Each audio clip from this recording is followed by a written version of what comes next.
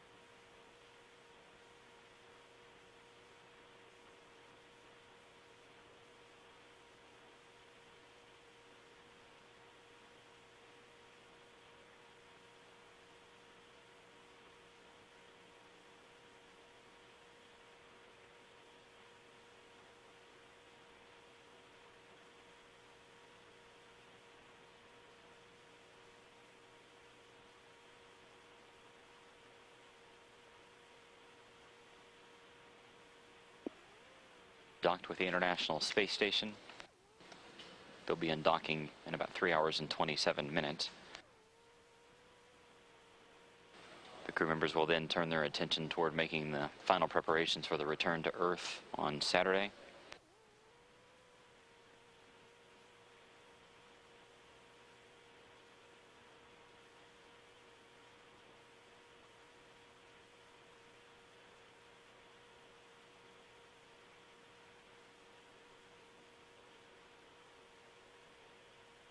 This morning's wake-up call was Center Field, performed by John Fogerty. It was played for pilot Ken Ham.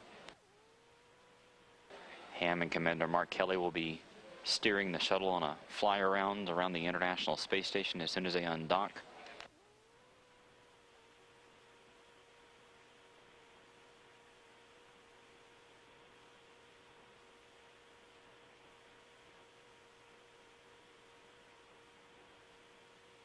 The crew members will also be performing a late inspection of the shuttle's heat shield later on today.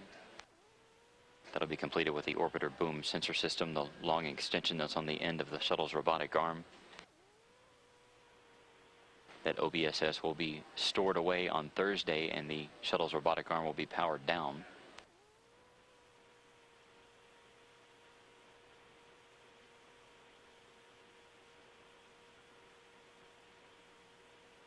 On Friday, the shuttle crew will be performing a series of tests on the reaction control system and other systems on board the shuttle, setting it up for its landing at 10:15 a.m. Central Time, 11:15 a.m. Eastern at the Kennedy Space Center in Florida.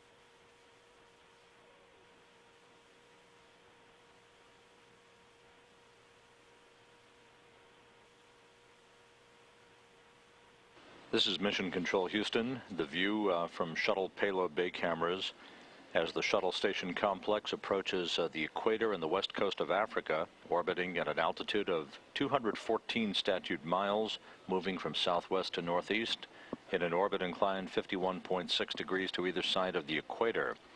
Countdown clocks here in Mission Control ticking backward to the time of the undocking of Discovery from the International Space Station 2 hours 28 minutes from now. Undocking still set for 6:42 a.m. Central Time. At that point, the two craft will be sailing over the South Pacific, east of the continent of Australia.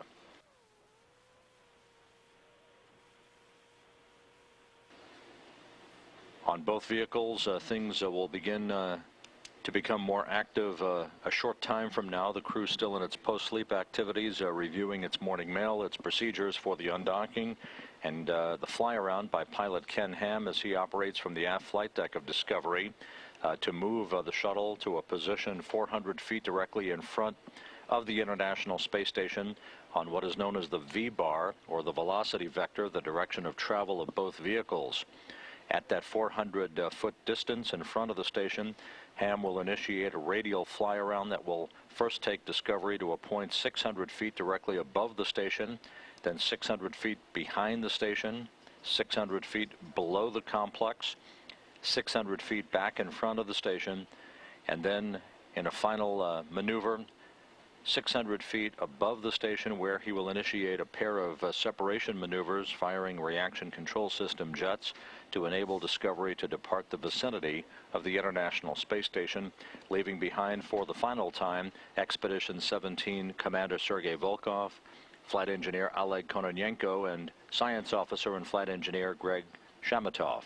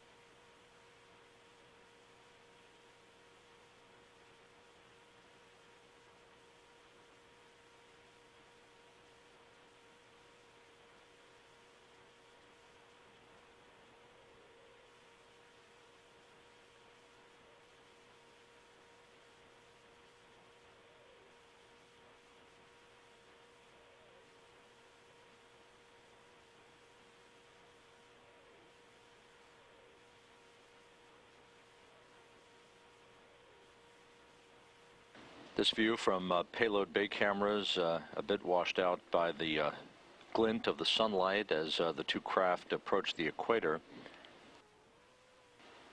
A view on the left side of your screen of the modules of the International Space Station. On the left, the Japanese Kibo module. You can see in the foreground of Kibo the shuttle's robotic arm and the 50-foot-long orbiter boom sensor system, the boom extension that was retrieved from the starboard truss of the station last week during the first spacewalk of the flight by Mike Fossum and Ron Garan. That boom had been left on the truss of the International Space Station on the STS-123 mission back in March, because it could not be launched on the starboard sill of Discovery due to the size of the Kibo module housed in Discovery's payload bay.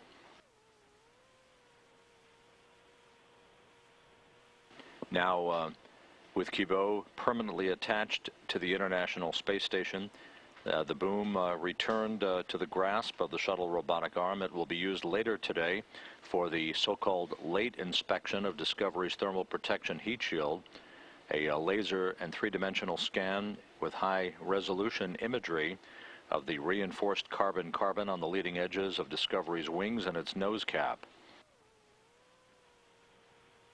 This will be a full survey akin to what normally is conducted on the second day of a shuttle mission. In this case, of course, could not be accomplished because the boom was still up on the International Space Station. Now a good panoramic view of the complex You can see at the bottom of your screen the docking interface between the orbiter docking system and the forward docking port on Harmony, called pressurized mating adapter number 2. That docking interface will be separated less than 2.5 hours from now, when commands are given to open up hooks and latches that were engaged following the docking of Discovery to the complex on June 2nd.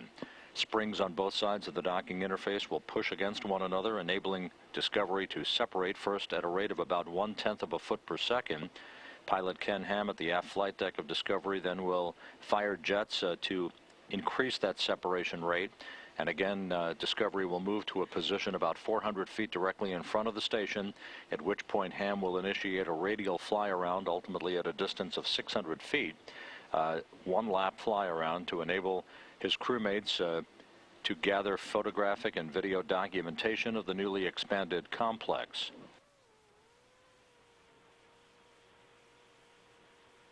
On the right side of your screen is the European Space Agency's Columbus module that was delivered to the International Space Station and mated to the starboard side of Harmony back in February on the STS-124 mission. And at the top of your screen, the U.S. laboratory Destiny, and affixed to its roof, the Canadian Space Agency's Dexter robot, the special purpose dexterous manipulator that was also delivered to the station back in March on STS-123, that brought Garrett Reisman to the complex. Reisman now aboard Discovery, preparing to say goodbye to his home that has been his orbital residence for the past 90 days.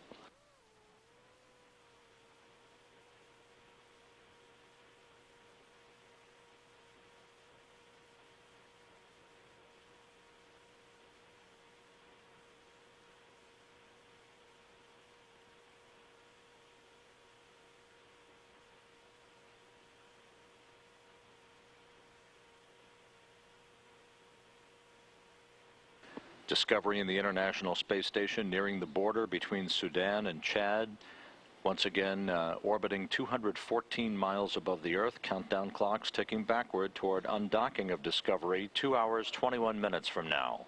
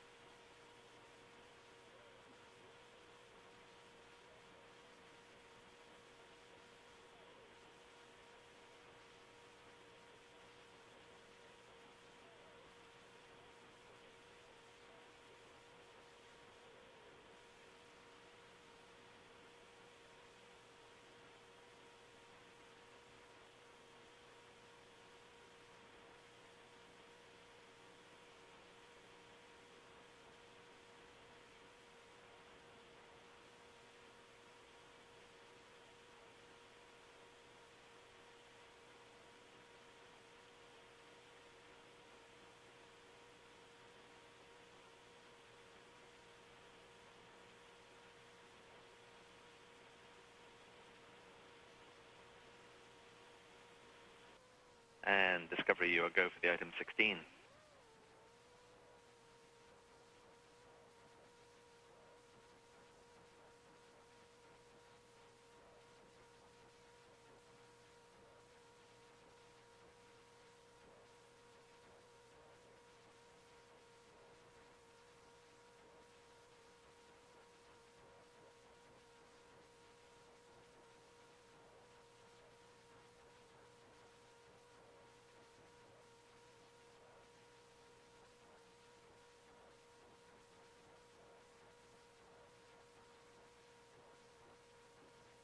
The full view now of the Japanese Kibo laboratory with the robotic arm in the field of view on the lower right-hand portion of your screen.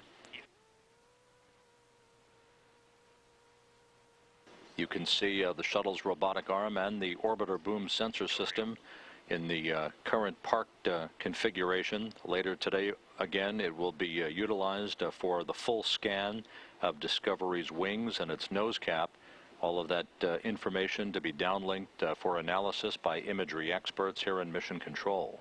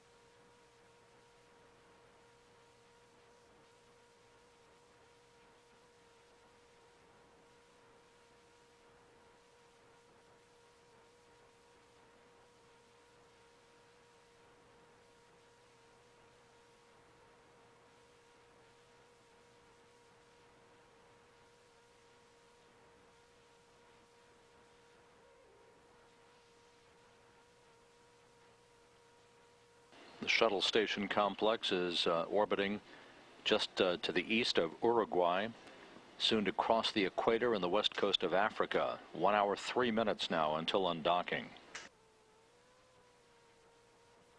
On board the International Space Station, Sergei Volkov, Oleg Kononenko, and Greg Shamatov in the process of getting cameras set up so that they can document Discovery's departure as well.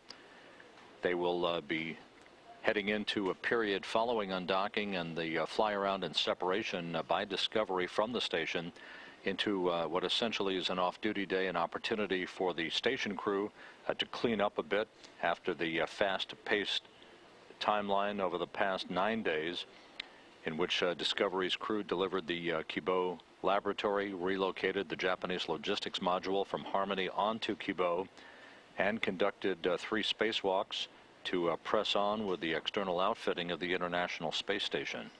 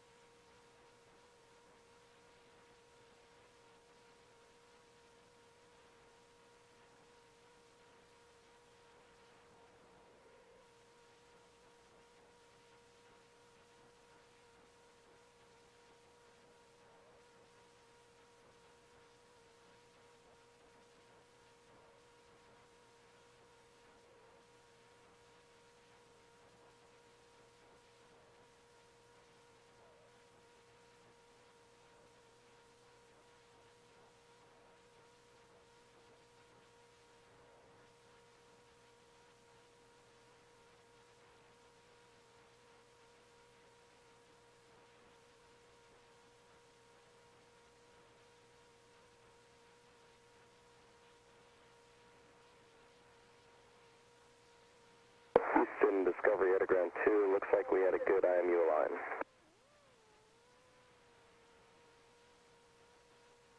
And Discovery, we concur. You are go to reselect IMU 3. Copy. We'll skip the verification then.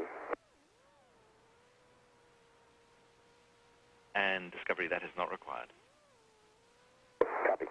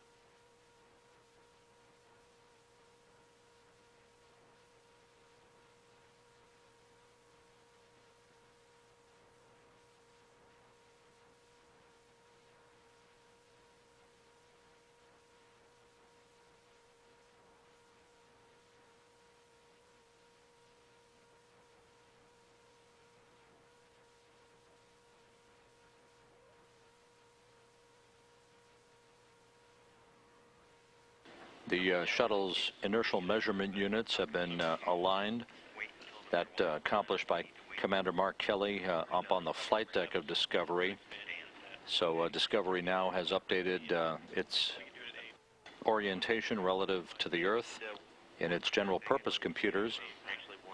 About 2 more minutes to go in Discovery's maneuver of the shuttle station complex to the correct orientation for undocking, now 59 minutes from now. Discovery and the station just passing due east of Rio de Janeiro, moving toward the equator in an orbit southwest to northeast, inclined 51.6 degrees to either side of the equator, soon to cross the equator on the west coast of Africa.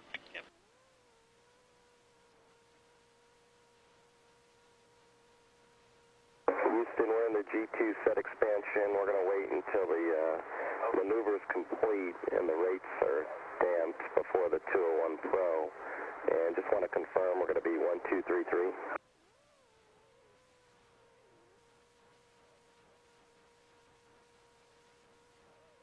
And Discovery, we were just talking about that. We concur with that NBAT, and it's a great plan.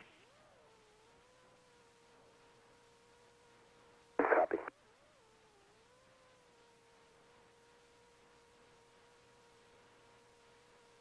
The set expansion is the reconfiguration of the general purpose computers on board Discovery. Everything going very smoothly this morning, all quiet in both the shuttle and station flight control rooms as we prepare for undocking 57 minutes from now. A good view of the Japanese Kibo laboratory and its robotic arm in the stowed configuration following its checkout a couple of days ago. At that forward end cone of Kibo, just below the circular airlock hatch, will be located the berthing mechanism upon which an exposed facility of experiments will be mounted once it is launched on the STS-127 mission next year. At the bottom of your screen, you can see the circular Japanese logistics module. That was the storage depot carrying racks that was launched first aboard Endeavour on the STS-123 mission back in March, temporarily parked on the Zenith port of the Harmony module and relocated to the Zenith port of Kibo by Discovery's astronauts.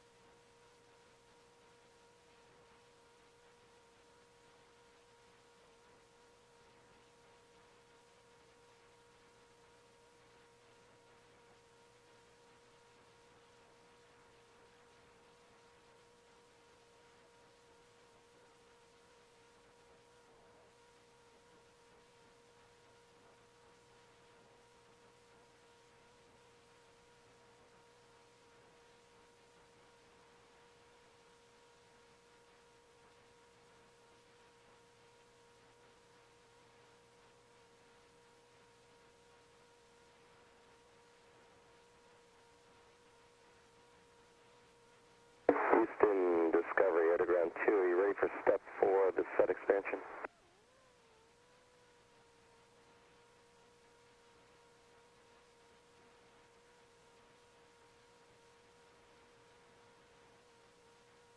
And Discovery, we're almost there. Stand by a few seconds. We're damping out the rates.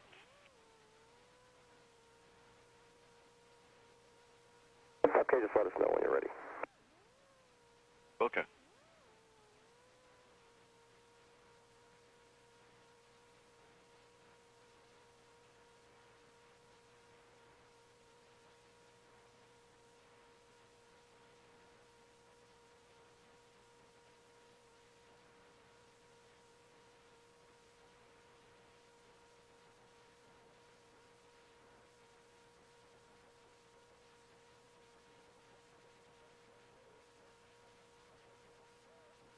And Discovery, rates are damped. You have to go to proceed with step 4.